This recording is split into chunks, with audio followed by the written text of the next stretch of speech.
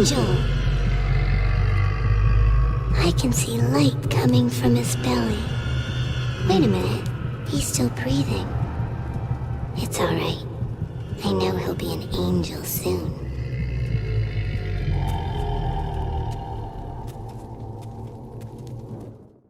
Hello there. Do you know the kind of territory you just walked into? The video game monsters kind of territory, actually.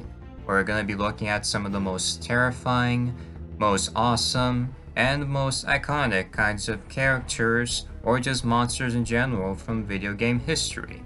Hope you guys enjoyed this as much as I did when making this video, and I'm sorry if the video didn't come a little earlier, because I had a few issues involving just a few things, so there's that. Enjoy! Number 10.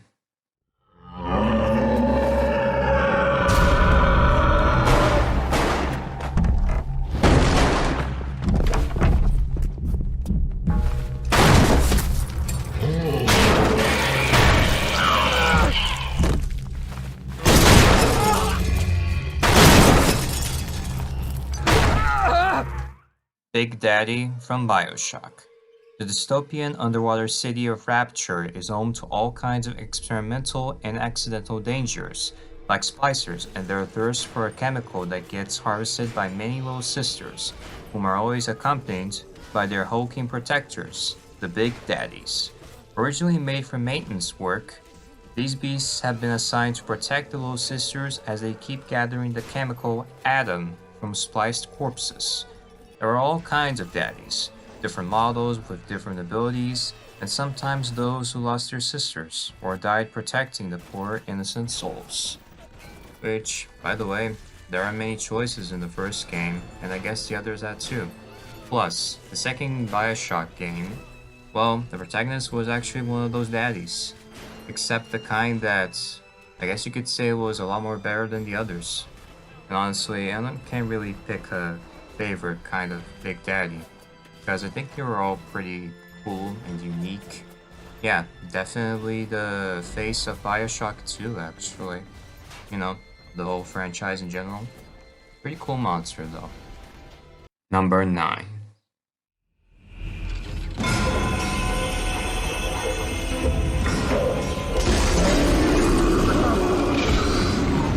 The Hunters from Dead Space.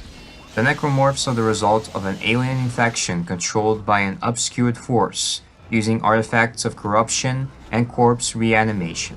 The people inside the flagship, USG Ishimura, have fallen victim to the monsters or been influenced by the red marker to the point that their devotion to the makers of the artifact would allow them to biologically engineer their own necromorphs, those being the Hunters, the regenerator type, implying that they can regenerate any wound and limb in seconds, while still looking like a complete abomination, which they are, and a terrifying one at that, which they also are.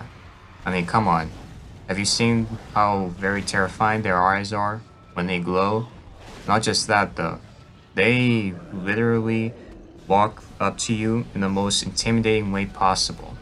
And yeah, they actually did a pretty good job in making these Nemesis types of, monsters in the Dead Space franchise. There is one for Dead Space 2, and I guess there were many for Dead Space 3. It all began in Dead Space 1, with this freaking monster. Like, man, I gotta say, the fact that he regenerates can get a little annoying, but he makes up for it for being a pretty cool monster. Number 8.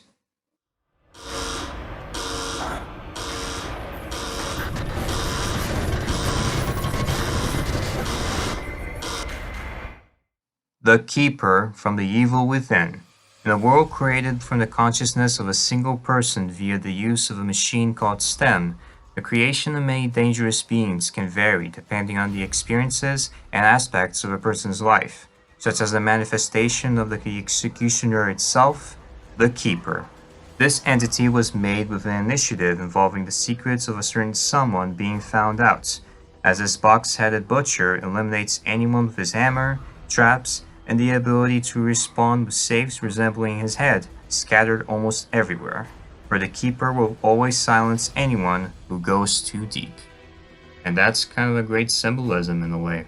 Like seriously, when I found that out, I was shocked and impressed. Like seriously, the developers that made The Evil Within certainly have a way to actually symbolize a lot of things. You know? Make a few ironic points in a way. Yeah. I think the Keeper is actually the greatest character in the Evil Within franchise. Pretty memorable, actually. Number 7. War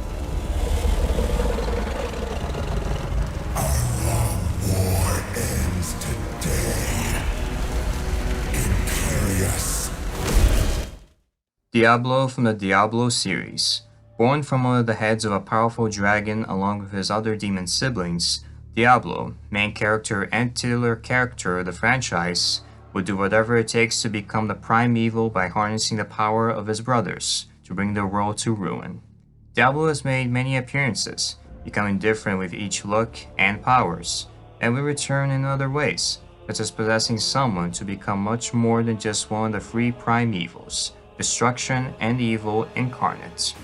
Don't you just love when the series' main antagonist gets named after the title or is actually, a titular character in general?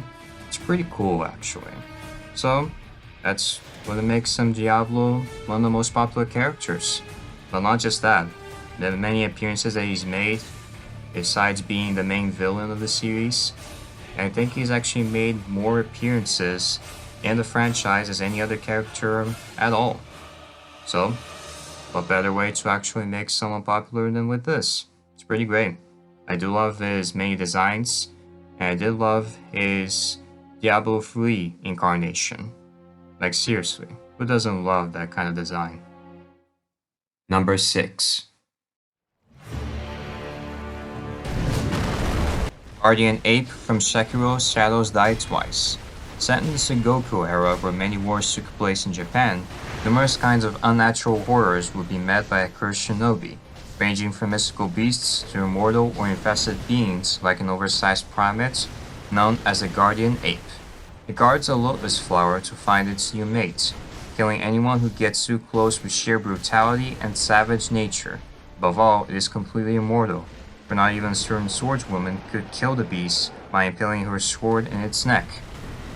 So, out of all the bosses in the game, I'd say that the Guardian Apes stuck out the most to me. I'm sure to a lot of people, because this boss fight was pretty great.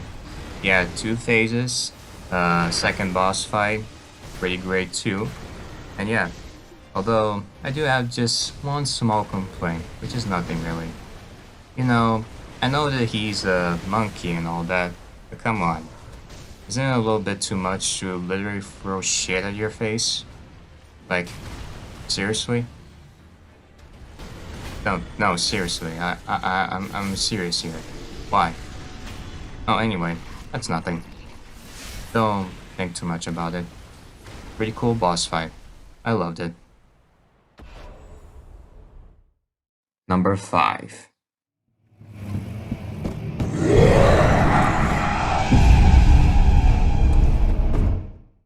Gatherers from Amnesia.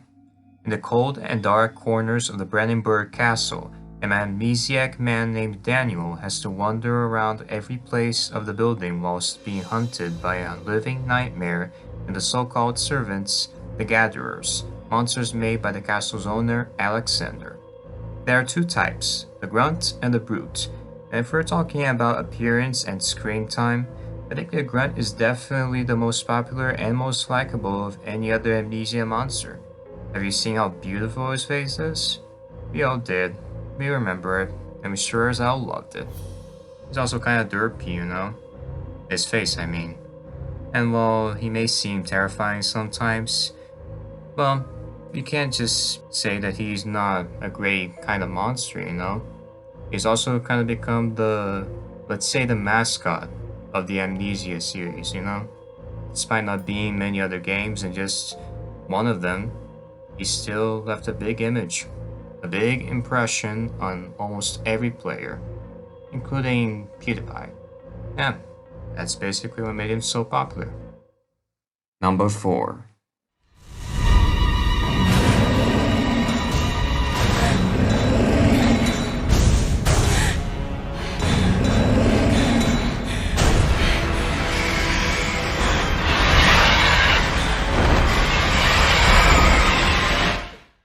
Ridley from Metroid. After the attack on the colony K2L by the space pirates, Samus would always have an encounter with her arch-nemesis and the one responsible for the destruction of her home, the ever-returning space pirate, Ridley. No matter how many times Samus defeats him, Ridley always survives through regeneration means and won't stop until his prey is dealt with, until, in Super Metroid, he was marked as truly dead after being disintegrated along with Planet Zebes, only to return as a clone of the original, still acting like its predecessor with almost no difference whatsoever. And yeah, take it from all the times that he's actually returned though, like, he is literally the cunning god of death, and Leis, which basically means that he's completely unkillable. Except that in one of those games, he's really marked as dead. And even though he still comes back in a way, as replicas of himself, which are still really close to the original. You know what I mean? That's also gives me the question. Is he gonna return in Metroid Dread? Who knows? Maybe, or maybe not. Number 3.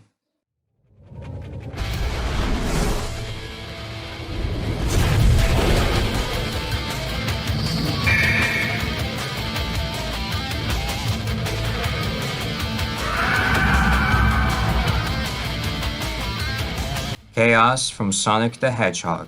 Since ancient times, the Chaos Emeralds and the Master Emerald were guarded by a clan of Echidnas, who, in a fit of trying to control its powers, attacked a colony of the Chao, small and harmless creatures, and this choice of action incurred the wrath of Chaos, guardian of the Chao and a powerful being who absorbed the negative energy of the emeralds to destroy the world.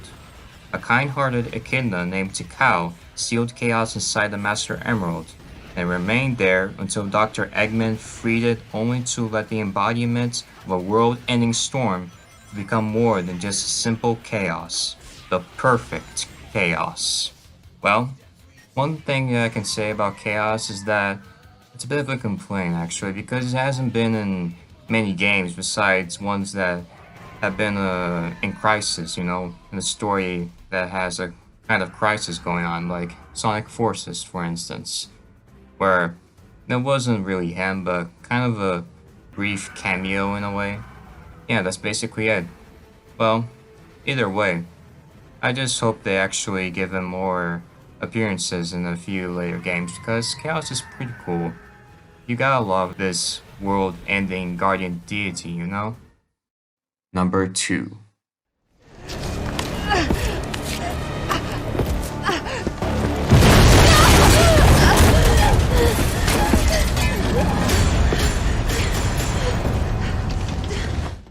Nemesis from Resident Evil. Before the virus outbreak in Raccoon City, Umbrella Corp were still in the process of making effective BOWs, or bioorganic weapons, based on the Tyrant project on Europe, with the use of bioengineered parasites, the NA Alpha, that were implanted on Tyrant clones of the T-103 series. This led to the creation of Nemesis T-Type, a prototype subject with greater intelligence and other new additions granted by the parasites. And during the outbreak, they assigned the monster with the directive to kill the remaining members of STARS for discovering half of Umbrella's secrets. First of all, that's metal as hell though. Like, wow. I can't believe that this monster has actually had a mission. A really big mission involving this, which only led to his death, kinda. But hey, the fact that he's even called Nemesis and his mission, that just speaks for itself, you know. I love the incarnations of him in the original and on the remake too. It was pretty great, the many differences they made between the two. The new additions, you could say. Yeah, I'm happy about that. Also, while we're on the subject of a few of these monsters and all that, and that we're getting to number 1, I've thought about a little bit something called honorable mentions. Rathalos from Monster Hunter.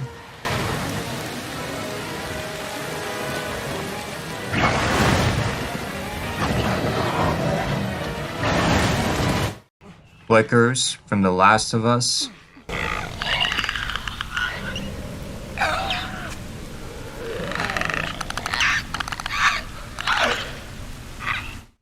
Goliath from Evolve. Use the smell ability to highlight nearby hunters and wildlife. Melee attacks are very effective at close range. Eat to gain armor. And evolve. Witch from Left 4 Dead. Witch! Witch! Witch! I'm down!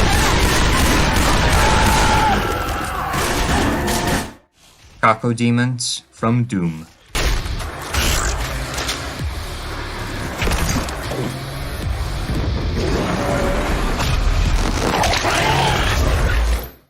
Number 1.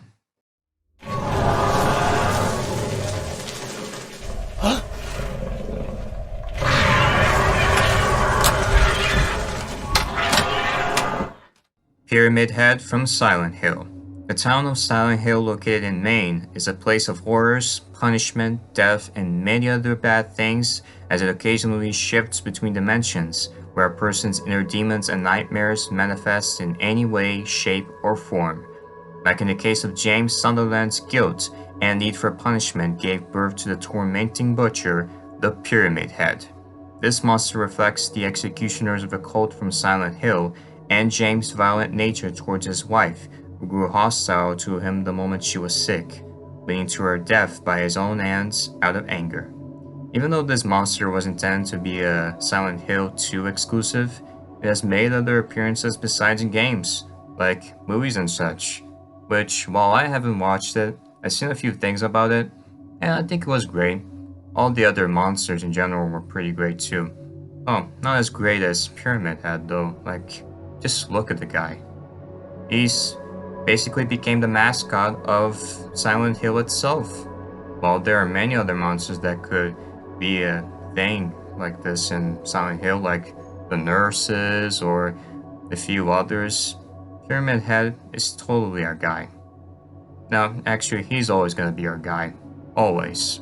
No matter what new game of Silent Hill or new monster that appears, he's always gonna be number 1 video game monster. Alright guys, and that does it for this video's best monsters in the video game industry. So, who's your favorite monster thus far?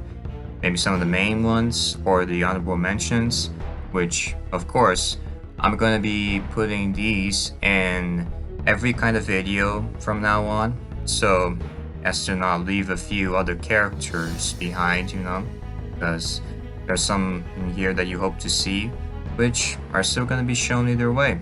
So yeah, as always, don't forget to like and subscribe, and I'll see you guys in the next video. Bye bye!